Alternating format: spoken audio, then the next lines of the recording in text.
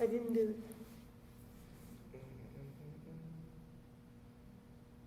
Voice.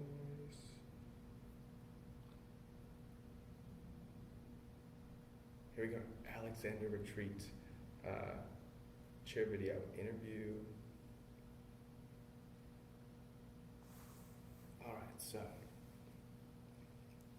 the microphone works better if I point it this way. I think I might. Come here.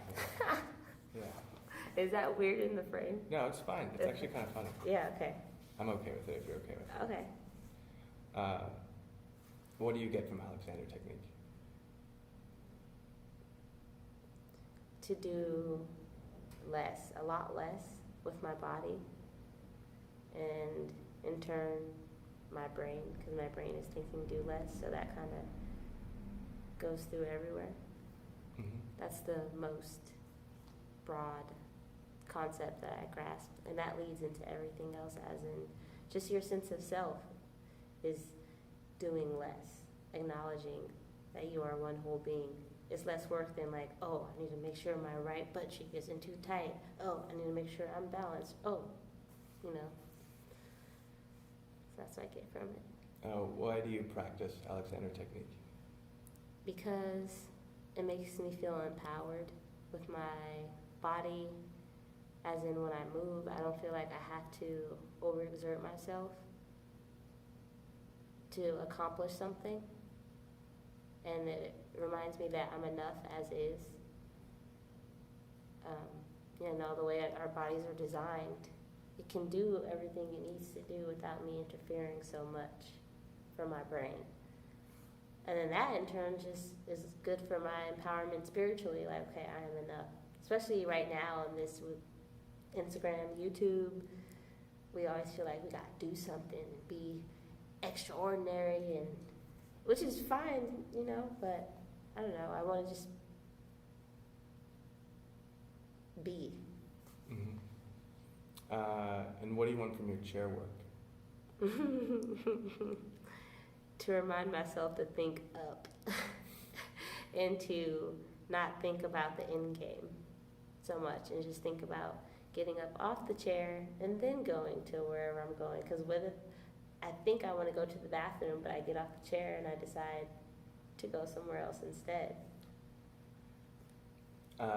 That's great. Now, one more time, but this time starting with what I want from my chair work is, or what I want from my chair work is to incorporate a habit of thinking up, and getting out of the chair reminds me to do that, because when you get out of a chair, the next step is something else. But I have a habit of going forward, like, oh, I want to go to the bathroom when I get out this chair, instead of having the first step of getting out the chair. Because what if I change my mind after I get out the chair and I don't go to the bathroom? I go get water instead. what's it like when you get it right? Ooh, that's a trick question. Because when I get it right, I feel loose and like I'm floating. But also when I get it right, I feel pressured to feel that way all the time, because I know it's the right way. So I think Alexander Technique, we were taught here by John Barron to not think of it as right or wrong, but think of it as connected or disconnected. Describe the sensation of sitting with length and width. The sensation of sitting with length and width is like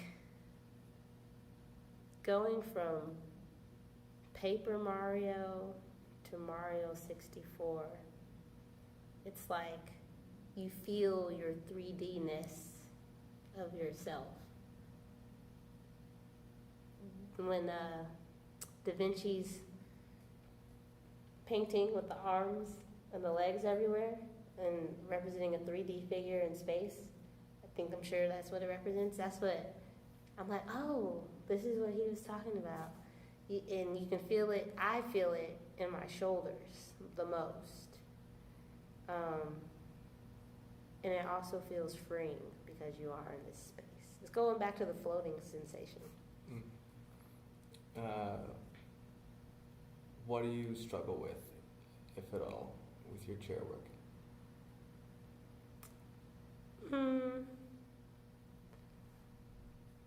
I struggle with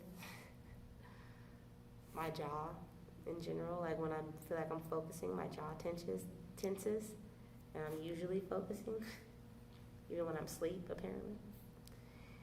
And so that's probably what I think about the most when I'm doing the chair work. I don't struggle with my habit of moving forward. To me, it doesn't feel like a struggle. It's very interesting, actually.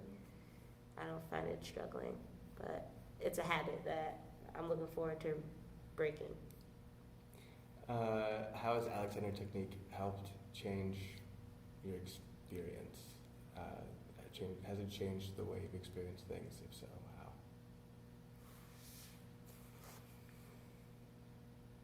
Yes, going back to the 3D, Alexander Technique has changed the way I experience myself in space. And it goes back to also that empowerment feeling too, that I'm allowed to take up space. And I'm allowed to take my time taking up space. And making decisions.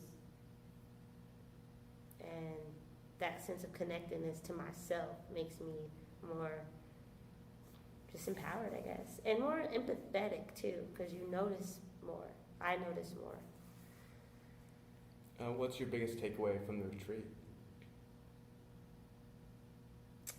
The history of the technique is super.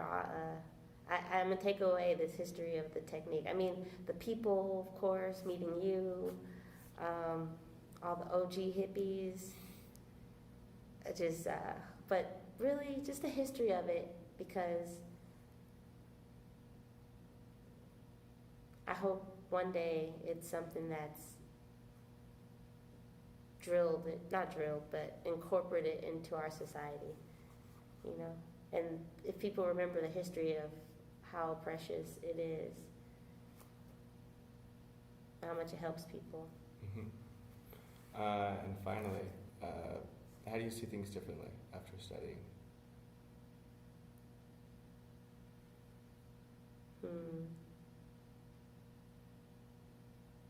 I see things after studying the Alexander Technique. What's the question? Yeah, that one is one I'm even considering. I think it's almost like a double question. It's Okay. like a repeat. Like, how has Alexander Technique changed your experience versus like how do you see things differently after studying Alexander Technique? Those are kind of the same thing, aren't they? I have a different answer though. What would you say?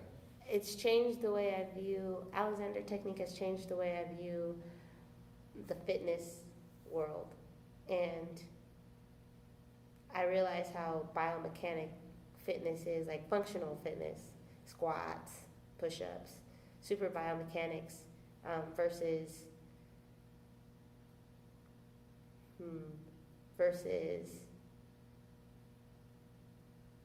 sitting down in the chair is different than the functional fitness squat.